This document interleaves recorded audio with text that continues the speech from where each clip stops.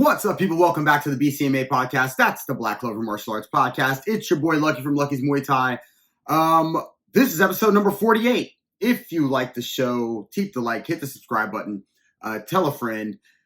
In this episode, we're going to talk about Fury versus Wilder 3. Obviously, it's the only thing everybody else is talking about, so I might as well give my take. And also, my take might be weird compared to maybe everybody else's take.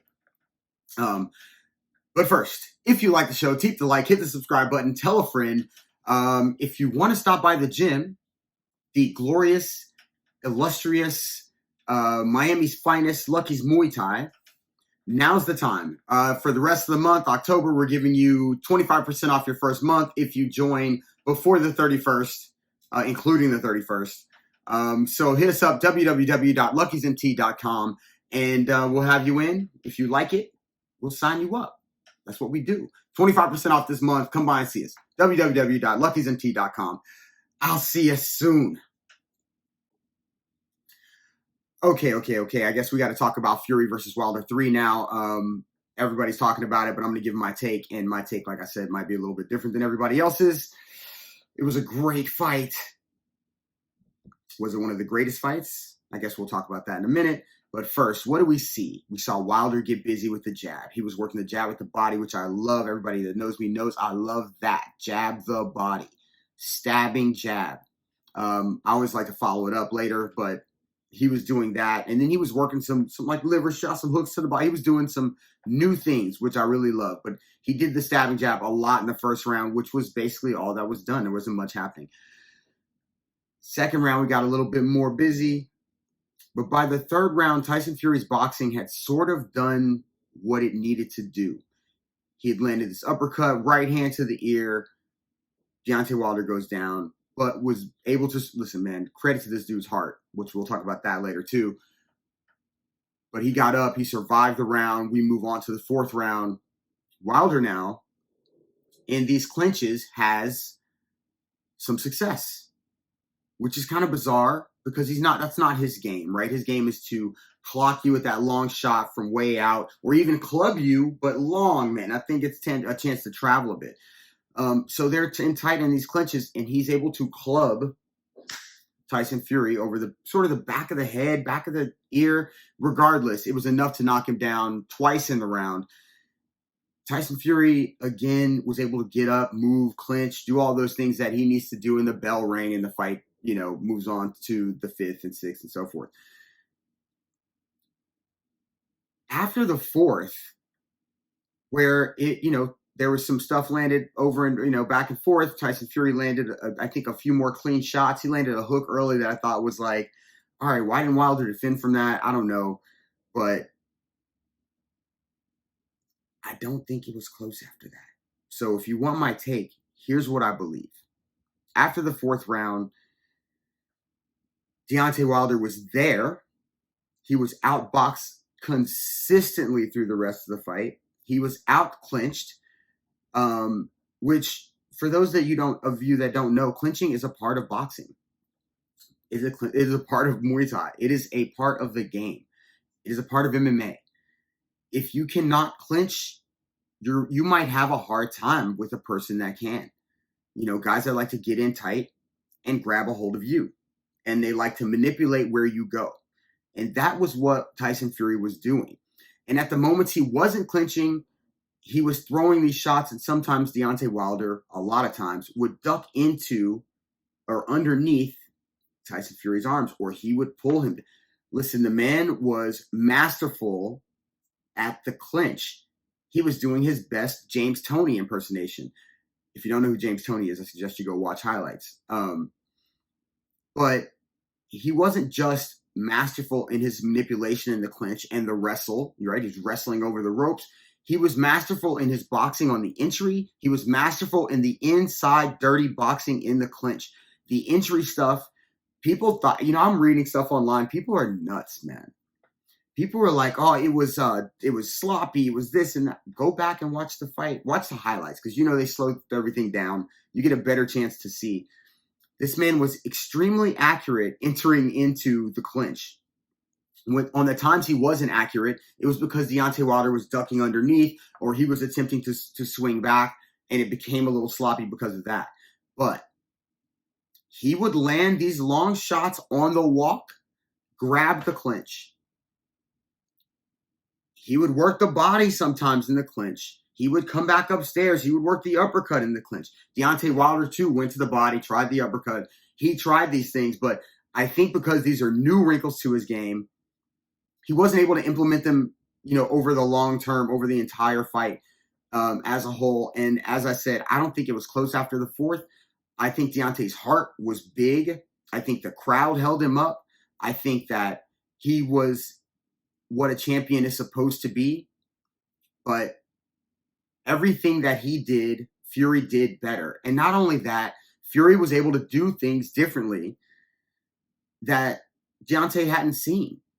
That working in the clinch, spinning people and working and twisting and getting around corners, man, that stuff is difficult to do, and it's difficult to defend if you don't know what's going on.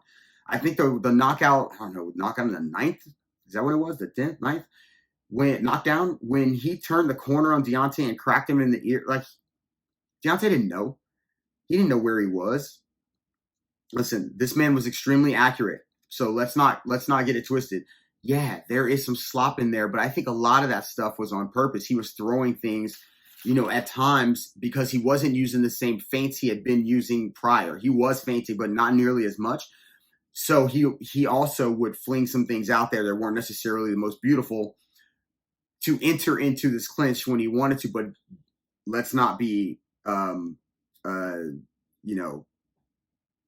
not lie to ourselves. He hit Deontay Wilder clean on the ear, jaw, side of the head, temple throughout the fight, all the way from from the second at least through the 11th when he knocked him down and knocked him out. He was extremely accurate with that shot. I believe that Deontay Wilder was extremely hurt after the third. I think the next time he took that shot on the ear, which I'm not sure exactly when it was probably later in the fifth because he capitalized very well in the in the fourth. But I don't know that he was really there, able to buy. Listen, there was times after that knockdown in the ninth, he got up slinging until the end of the round, but there wasn't anything on those shots. He also broke his hand at some point. He broke his finger. So what are we talking about? Well, I'm back. I lost you there for a second.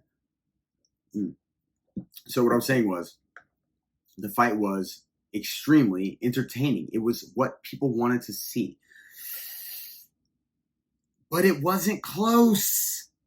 So for those of you out there that believe that fight was close, I disagree. I think the fourth round, when Tyson Fury got knocked down, it not only lit a fire under his ass because he changed his game plan a little bit. He began to play a lot more of that in-tight, dirty boxing game like that I was speaking about.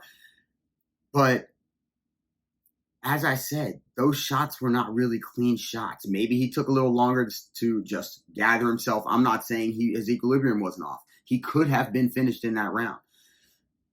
But those aren't the shots that knock people out in the way that Deontay Wilder is known for knocking people out. The shot that he took in the first fight, those are the shots. He still rose and outboxed him the rest of the fight. But those shots that he took in the fourth were not the same. So for me, I kind of figured he was going to get up. Everything that happened after that, however, Deontay being able to manage to stay on those bird legs was pretty fucking amazing. His heart is tremendous. And for anybody that thinks he lost, they are crazy. He lost the fight, but he didn't lose because his dream was to take care of his daughter who has spina bifida. And that was the whole point of him getting into boxing to begin with. And he's done way more than that as a human being, and done far more than that as the goal that he set. So this man deserves all the praise. Tyson Fury, however, he has the arsenal. Let me tell you how I knew Tyson Fury was going to win. Mike Tyson tweeted, "The eyes of the gods of war are upon you, Tyson Fury." That was his tweet that morning of the fight, or the day before, maybe the day of the fight. I knew that Tyson Fury felt exactly what Mike Tyson said. And I'm not saying that Deontay Wilder didn't. Again, my point is not that he didn't have heart. He did. His legs were tremendous. They stayed on his legs. But to me, if you go back and look, listen, man, the guy stands already stiff. He's stiff the whole time. Can he punch? Yeah, he's a strong dude. Don't throw in the towel. Let me go out on my shield. This is a Conor McGregor thing too, right? When he got beat by Floyd. Yo, man, what are you saying exactly? You know, what are you saying? People are like, some fighters will say that shit and they'll be like, yo, my kids are fine. Yes, but they're not going to be fine without you. They want you. Fuck all the accomplishments and money. They love all that, but they'd much rather have you. That's what the referee and your coaches and the doctors are there for. They're there to save us from ourselves. So anybody out there that's a fighter, I understand how you feel. We would not do this if we didn't feel that way.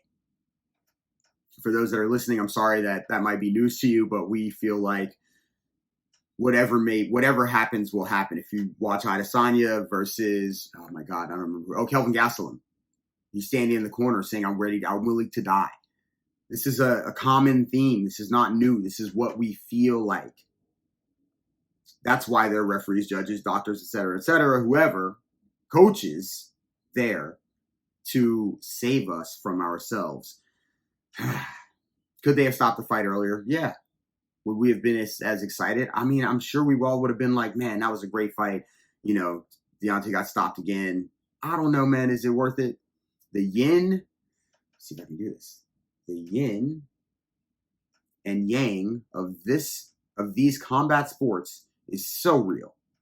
The light is beautiful. Winning, taking care of people, the love you get, all of those things are freaking amazing. The dark, it's the darkest, because that dark can be fighters that are dealing with substance abuse and everything else outside of the ring, or any kind of legal issues.